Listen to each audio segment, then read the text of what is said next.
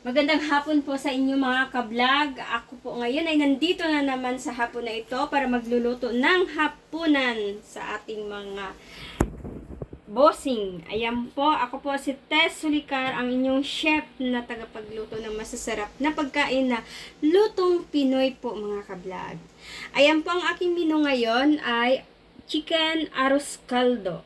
Okay, isa-isahin ko po ang aking mga ricado mga kablog. Ayun po. Ito ang chicken na may petso na siya, na may pakpak, and then halo. Tapos ito naman ang malagkit. Yan po ang gagamitin ko ngayon sa paggagawa ng arroz caldo. The special arroz caldo ni Tess. At ito naman ang chicken feet, yung paa ng manok. So, optional na yan na nilagyan ko siya ng ganyan mga kablog. Nasa sa inyo kung gusto nyo. Okay.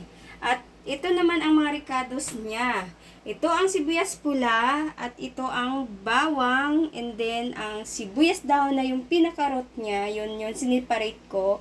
And then ito ang luya at ang dahon ng sibuyas na para ilalagay siya, ibubudbud siya pagkatapos ng pagkaluto ng arroz caldo.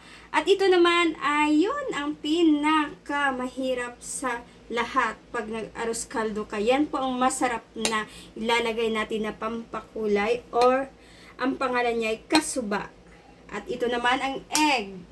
Maglalagay tayo sa arroz caldo natin ng nilagang itlog. Ayan po mga kablog. At ito naman ang bawang na gagawin kong toasted garlic ang gagawin ko dyan. Ipipa-fried ko siya mga kablog. Tapos yun, ilalagay tapping-tapping natin sa ibabaw ng ating arroz caldo para mabango at masarap po. Ako po si Tess Sulicar Cañabano, ang Mrs. ni Benji Cañabano. Magandang hapon sa inyong lahat sa aming pagbabalik.